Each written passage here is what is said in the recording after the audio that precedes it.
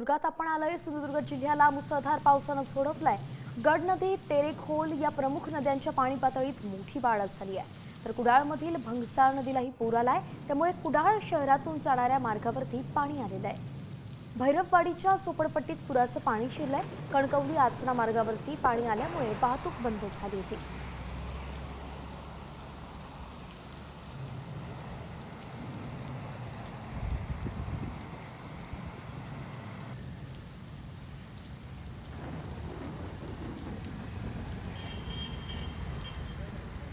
तर सिंधुदुर्गाच्या अनेक भागात रात्री मुसळधार पाऊस झालाय।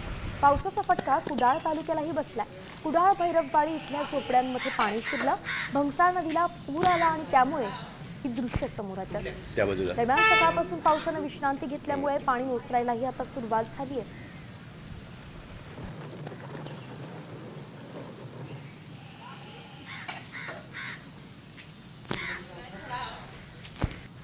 त्या बाजूला